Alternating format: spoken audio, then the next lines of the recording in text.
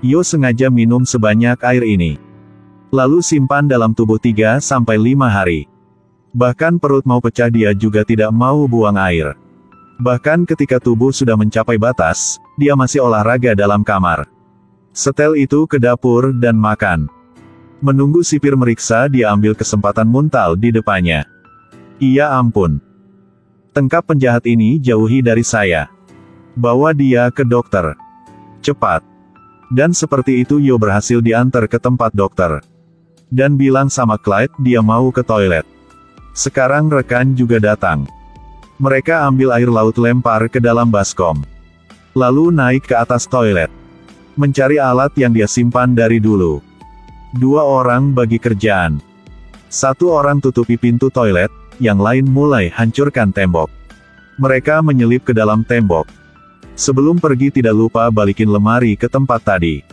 Dan polisi tidak akan tahu. Kedua ke ruangan simpan barang punya penjara. Mereka bawa kotak kayu yang sudah siap dari sebelum. Lalu pasang di bawah mobil. Yo dan Clyde bersembunyi di dalam kotak itu. Saat dicek mobilnya, tidak temukan yang aneh. Kedua berhasil keluar. Akhirnya mobil berhenti buat isi bensin, mereka langsung keluar dari kotak itu. Melihat satu mobil jadi langsung curi dan kabur. Kebetulan pada saat ini, rekan mereka karena mau bantu mereka ada waktu. Jadi membuat kekacauan di dalam penjara. Saat sedang bersemangat, mereka terkendali oleh sipir. Penjara berubah menjadi medan perang. Kepala sipir melihat itu langsung suruh semua orang kunci pintu. Tidak menyangka ada orang menyelip keluar tutupi kamera. Dan menutupi semua jendela. Membuat para sipir bingung. Namun adalah langkah pertama. Sebenarnya mereka punya rencana yang lebih gila lagi. Yo sengaja pakai kutek di badan kecoa. Lalu dia ke supermarket beli sesuatu. Setelah selesai mereka hanya cukup uang buat beli kue. Minta staf kirim ke manajer bank negara. Manajer adalah seorang gadis gendut, sifat sangat baik. Sekarang dia bagi kue baut semua orang. Ada yang hancurkan mobil dia. Menunggu Giema selesai sudah jam pulang kerja. Pintu brankas sudah ditutup. Kue masih ada di dalam. Malam 2 orang menyamar jadi tukang servis buat cek selang air. Cek selang air di depan bank negara. Masukin berapa kecoa. Besok staf bank melihat di dalam brankas ada banyak kecoa. Saat itu ada 2 orang menyamar jadi pembunuh serangga. Juga temukan selang yang lewat bank. Sampai hari konser akan ada banyak orang datang buat memasang taruhan. Mereka akan menggunakan bom langsung ledakan tiang sinyal di jalan tol. Membuat semua mesin gesek kartu ATM tidak bisa dipakai. Semua orang harus pakai uang cash. 1 detik kemudian.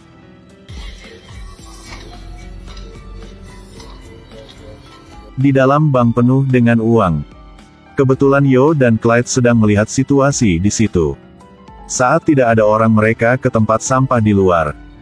Dengan cepat sudah di luar bank negara. Bawahan kasih lem ke Yo. Dan permen punya anak kecil. Yo cepat tulis sesuatu di tembok.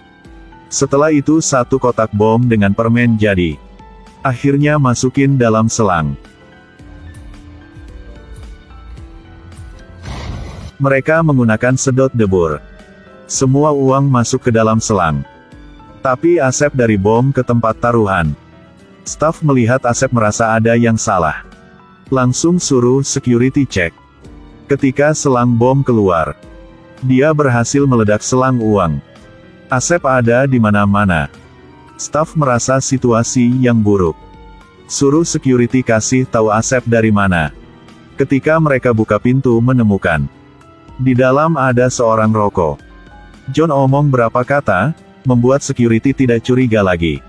Setelah selesai rekan langsung hubungkan selang ke sedot debu. Dan banyak uang masuk ke tuang sampah. OMG. Dengan sekejap mata mereka sudah punya miliar dolar. Lalu mereka nyalakan mesin sudah siap dari sebelumnya. Baru tengah jalan menemukan security. Tapi mereka masih tenang. Hanya berapa kata lolos dari situ. Bawa banyak uang kabur.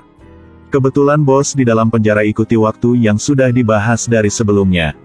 Bakar kertas biar alat anti asep bunyi.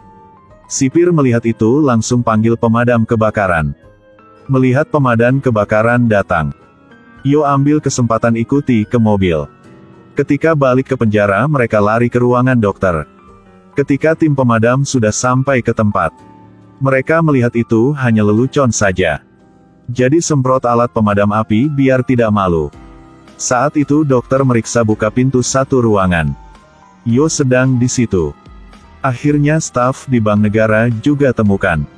Uang di dalam brankas sudah hilang semua. Ketika polisi datang melihat, mereka tidak temukan yang aneh. Kasus curi uang akhirnya tidak bisa dipecahkan.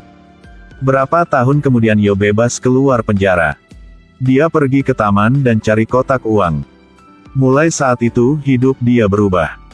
Cerita ini belum akhir.